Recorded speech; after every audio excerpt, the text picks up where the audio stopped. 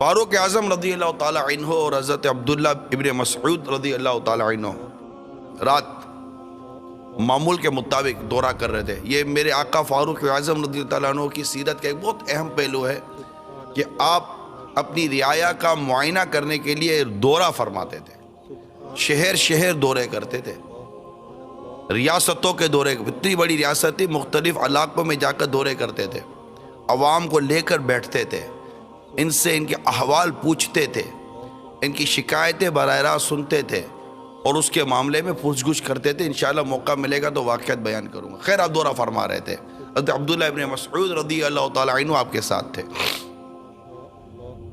رات کے اندھیرے میں انہیں کہیں سے روشنی نظر آئی، آپ روشنی کی طرف بڑھے،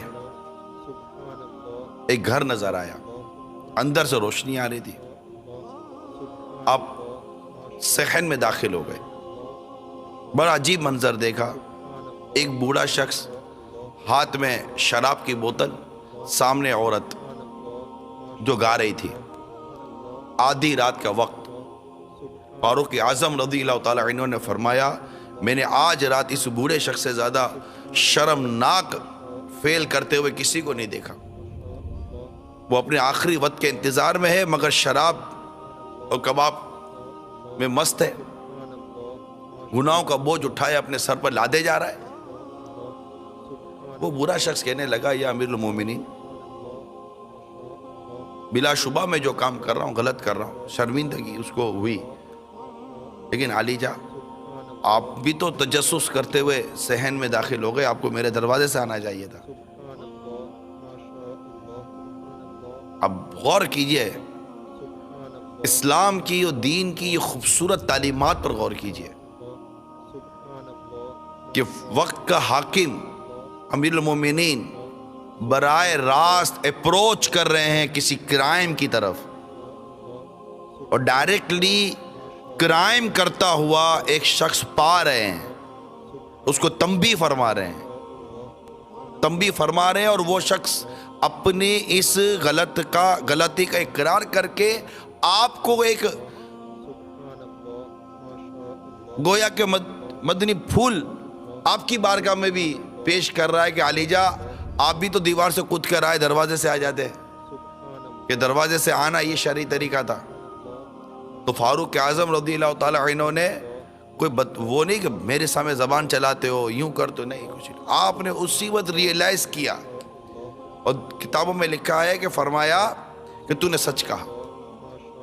پھر وہاں سے روتے ہوئے نکلے اور زبان پر یہ الفاظ تھے، عمر کو اس کی ماں گم پائے، اگر اس کو اس کے رب نے بخش نہ دیا، یہ شخص اپنے گھر والوں سے چپ کر یہ مصیبت کر رہا تھا، اب وہ کہے گا عمر نے تو مجھے دیکھ ہی لیا ہے، چنانچہ وہ دوبارہ اس گناہ میں مبتلا نہ ہو جائے۔ یعنی آپ کو یہ احساس ہو رہا تھا، یہ تو چپ کر رہا تھا، اب مجھے دیکھ لیا، اس کا راز کھل گیا، اب یہ کہیں بے باک نہ ہو جائے۔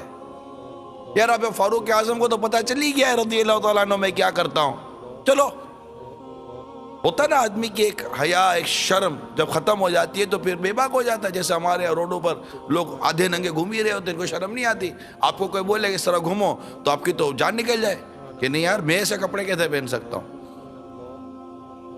خیر، اب اس واقعے سے پہلے یہ جو شخص تھا، یہ فاروق اعظم رضی اللہ تعالیٰ عنہ کی مجلس میں جہاں بیٹھا کرتے تھے حاضری دیا کرتا تھا، مگر اب اس واقعے کے بعد خوف و شرم کی وجہ سے اس نے آنا بند کر دیا۔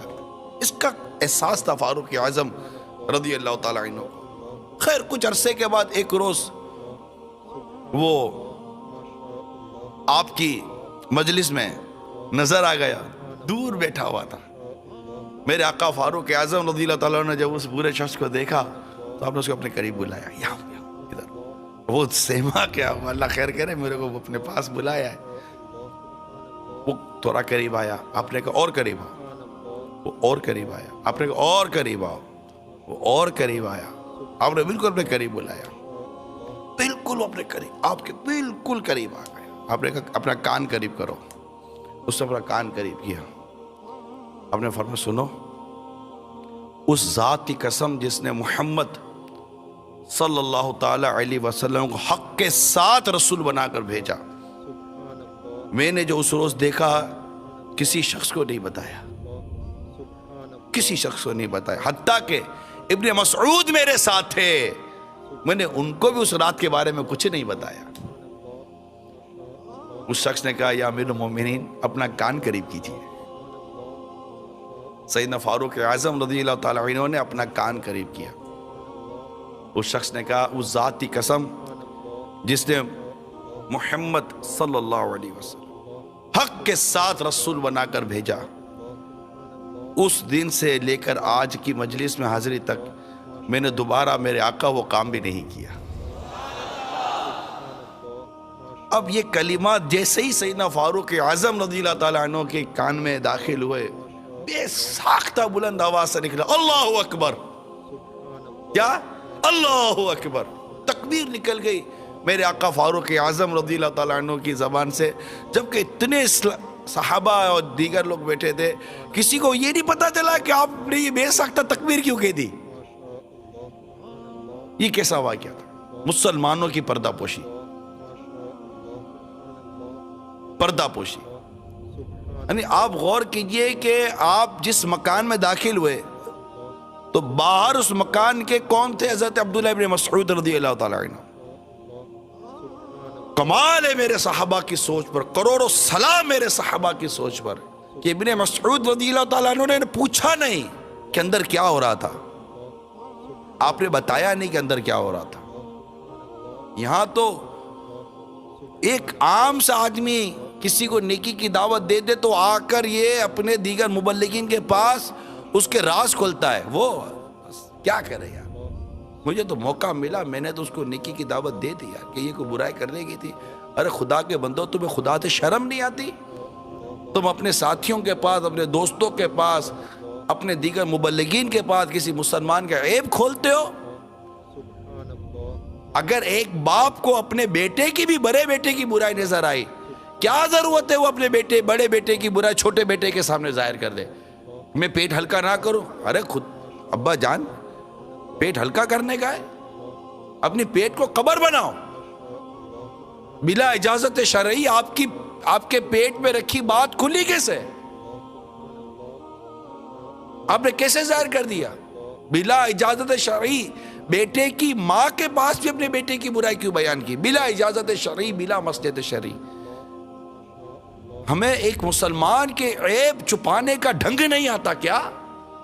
پتہ چل جائے فلاں کا عیب، مطلب کہ پیسے لگائے جاتے ہیں، گروپ لگائے جاتے ہیں، ڈھونڈو اس کے عیب، ڈھونڈو اس کی بیوی میں کوئی عیب ملے، اس کے بچوں میں کوئی عیب ملے، اس کی کمائی میں کوئی عیب ملے، اس کی ذات میں کوئی عیب ملے، کہیں چپ کر، بالکل چپ کر کیمرہ لے جاؤ، کسی بھی جاسوس کو لے جاؤ، اندر کی بات نکال کر لاؤ تاکہ میں اس کا چرچا کروں اور اس کو رسوا کروں اور اپنا نمبر بڑھاؤں۔